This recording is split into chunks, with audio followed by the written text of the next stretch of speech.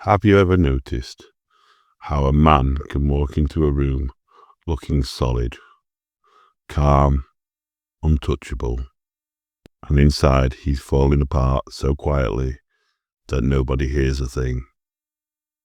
Men don't cry. Men don't talk. Men don't break. That's the mask we were handed before we could even spell the word feelings. And the mask? It fits too well. Once it's on, it takes years to even realize you're wearing it. Growing up, especially for lads born before the millennium, you learn early that emotions are dangerous. Not because they hurt, but because the world punishes you for showing them. Cry, you're weak. Show fear, you're soft. Open up, you must be one of them. Ask for help, what are you, a child? We were raised on this diet of silence, a generation taught to speak only in sarcasm, anger, or I'm fine. Everything else, hide it, bury it, lock it behind your ribs and pretend you don't feel the pressure building. I've worn that mask too, the one where you pretend you're coping, pretend you're strong, pretend you're handling life like everyone expects you to. I didn't even realize half of my pain wasn't me. It was inherited, passed down, like an heirloom that nobody asked for. A silent agreement between men. Don't talk, don't feel, don't show weakness. Die before opening up. And if you don't die physically, you die inside, a little at a time, in the form of addiction, isolation, anger, or a numbness so heavy you forgot what it is like to actually live. The man mask is clever.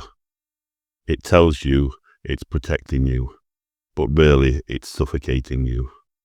It keeps you strong, but alone. It keeps you tough, but disconnected. It keeps you in control, but only because you're too scared to let go. And the worst part, when you wear it long enough, people stop asking how you are, because they assume you're fine. They assume you're built for the weight. Meanwhile, that weight is crushing your spine, and no one knows, because they can't see past the mask. But here's the truth no one taught us growing up. Strength isn't silence. Strength is honesty.